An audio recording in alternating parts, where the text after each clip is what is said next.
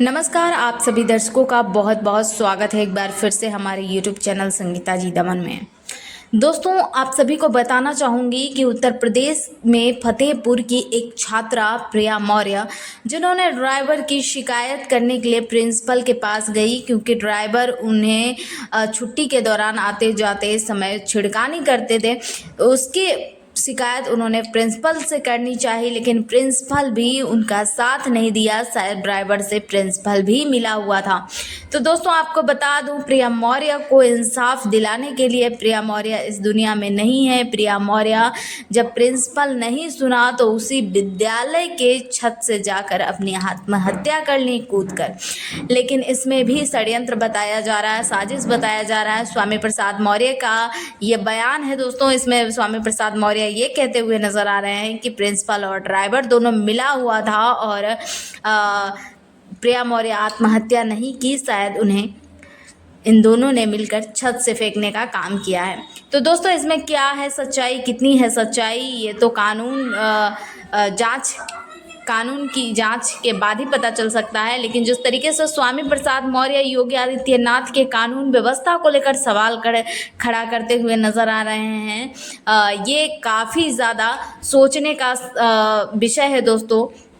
बड़ा सवाल है यहाँ पर कि हमेशा दलित पिछड़े वर्ग को ही हमेशा टारगेट क्यों किया जाता है। दोस्तों, आप कभी भी हर जो घटना होती है उसमें हमेशा दलित शोषित पीड़ित समाज की ही लड़कियों के साथ अत्याचार अन्याय क्यों होता है और फिर उनके साथ खड़े होने वाले कोई भी नहीं है। तो दोस्तों, ये कहीं ना कहीं जातिवाद है और कानून व्यवस्था, कानून में भी लापरवाही की जा रही है। इतनी बड़ी घटना होने के बाद भी कानून अभी तक किसी मोड़ पर नहीं पहुंची है। तो दोस्तों, स्वामी प्रसाद मौर्य का ये बयान सुनिए और आपको क्या लगता है, आप अपनी राय हमें कमेंट सेक्शन में ज़रूर बताइए। बदसलूकी और छेड़खानी की संबंधित सूचना प्रिंसिपल को दी गई। प्रिंसिपल ने ड्राइवर के खिलाफ अनुशासनात्मक कार्रवाई करने के बजाय इस लड़की को ही धूप में बाहर खड़ा किया। उसके बाद उसकी पिटाई की और स्वाभाविक रूप से जब पीड़िता के साथ न्याय देने वाला भी अन्याय करने पर उतारू हो गया तो क्षुब्ध होकर के वो भी जान दे सकती है। और ये भी हो सकता है कि विद्यालय प्रशासन जब इस निचले पायदान तक गिर सकता है कि ड्राइवर और प्रिंसिपल मिलकर के इस मामले को गंभीरता से न लेकर के इसको बहुत हल्के में लिया। उनको ये बुरा लगा कि एक पिछड़े समाज की लड़की मुझसे शिकायत कैसे कर दी, उसकी शिकायत करने की हिम्मत कैसे पड़ गई। इस बदले की भावना से उसे छत से फेंकवाने का भी घृणित कार्य कर सकते हैं, क्योंकि विद्यालय में, हर विद्यालय में ज़्यादातर कैमरे लगे होते हैं। अगर छत से कूदी तो कैमरे में कहीं न कहीं वो दृश्य आना चाहिए। जो कैमरे से उपलब्ध कराया जा रहा है वो बीच में गिरते हुए और जमीन पर आते हुए देखा जाता है, लेकिन छत से कूदी या छत से फेंकी गई इसकी कोई तस्वीर नहीं आ रही। इसमें प्रधानाचार्य की मिलीभगत है और सारी गलतियां प्रिंसिपल की ही है। अगर अनुशासनात्मक कार्रवाई होती तो ये नौबत ही नहीं आती। 5 से 6 दिनों के अब तक उनकी गिरफ्तारी नहीं हो पाई। ये और भी दुखद है, आज पूरे प्रदेश में जंगल राज है। गुंडे, माफिया, अपराधी, अराजक तत्व बेखौफ होकर के दिन दहाड़े कानून की धज्जियां उड़ा रहे हैं।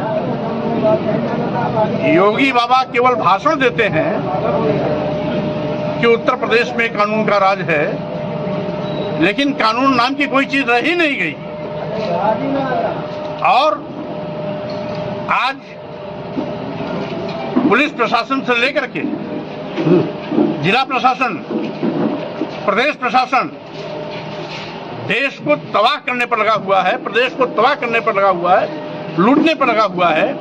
हमें यहाँ ये भी जानकारी मिली कि इस प्रिया की मौत पर जब क्षेत्रवासी मिलकर के शोक संवेदना में कैंडल मार्च निकाल रहे थे तो खागा का कोतवाल लाठीचार्ज भी कराया और कई लोगों को नामजद करते हुए अज्ञात में सैकड़ों लोगों को परेशान भी करना शुरू किया है। जाके धमकी दे रहा है जात सूचक शब्दों का प्रयोग करके, अरे तो मौर्या की लड़की मरी है, तुम क्यों गए थे? मुस्लिम समाज का कोई आदमी आया, उसके घर पहुंच करके धमकी दे रहा है। यादव समाज का कोई आदमी आया, उसके घर धमकी दे रहा है। कोई दिवाकर समाज का आया, उसके घर धमकी दे रहा है। कोई प्रजापति समाज का आया, उसके घर धमकी दे रहा है। आखिर ऐसा कोतवाल जो कानून का रक्षक है वो खुद कानून का भक्षक बन गया है और स्वाभाविक रूप से ये बहुत ही घृणित कार्य है कि इसमें न्याय दिलाने के बजाय यहाँ का कोतवाल अपराधियों को बचाने में लगा है, यहाँ का पुलिस अधीक्षक अपराधियों को बचाने में लगा हुआ है। क्योंकि अपराध करने वाले दोनों ठाकुर बिरादरी के हैं, इसलिए ये अपने को योगी समझते हैं। लेकिन मैं कह देना चाहता हूँ, लोकतंत्र में जात पात का नंगा नाच बहुत दिन तक नहीं चलता है। ये जात पात का नंगा नाच करने वाले लोगों को सबक इस प्रदेश और देश की जनता सिखाएगी और साथ ही साथ जो इनका पाप है वो पाप का घड़ा भर गया है। आने वाले समय में इनके पाप का घड़ा भांडा फूटेगा। आज लखनऊ में डिलीवरी बॉय की हत्या हुई है। ये नित्य प्रति ऐसा हो रहा है। कहीं कॉलेज में पढ़ने वाली बच्चियों के साथ बलात्कार की घटना हो रही है, कहीं छेड़खानी की घटना हो रही है, कहीं लड़कियों के साथ सामूहिक बलात्कार की घटना हो रही है, कहीं पर आज पुलिस वाले ही लखीमपुर में एक दलित नौजवान को पीट के थाने में मुआ दिया। और इस प्रकार से रोज कोई न कोई घटना घटित हो रही है और उसके शिकार सबसे ज्यादा या तो दलित हो रहे हैं, पिछड़े हो रहे हैं या मुसलमान हो रहे हैं। इन तीन समाज के लोगों की बड़े पैमाने पर इन पर कहर टूट रहा है और अपराधी ज्यादातर मुख्यमंत्री की बिरादरी के हैं। और आज जितने भी मुख्यमंत्री की बिरादरी के लोग हैं वो अपने को सब मुख्यमंत्री समझते हैं और यही कारण है कि बेहिचक बेअंदाज होकर कानून की धज्जियां उड़ा रहे हैं और मुख्यमंत्री गूंगे बहरे अंधे बन करके तमाशा देख रहे हैं। देखिए, क्योंकि होता ये है कि मुख्यमंत्री जी और उनका पूरा शासन प्रशासन वाहवाही लूटने के लिए हर काम जल्दी जल्दी करता है। वो ये नहीं देखता कि सही मायने में दोषी कौन है। अगर वो झूठ करके भी किसी ने कह दिया, किसी दलित समाज के नौजवान पर आरोप लगा दिया, किसी पिछड़े समाज पे आरोप लगा दिया, किसी मुस्लिम समाज पे झूठे भी आरोप लगा दिया, तो सबसे पहले उसकी गिरफ्तारी होगी, बुलडोजर चलेगा, कार्रवाई होगी, तब जांच होगी। जबकि होना ये चाहिए ऐसे मामलों में तत्काल त्वरित प्रभाव से जांच की कार्रवाई होकर के अपराधियों के खिलाफ कठोरतम कार्रवाई होनी चाहिए। किसी भी अपराधी को बख्शा नहीं जाना चाहिए।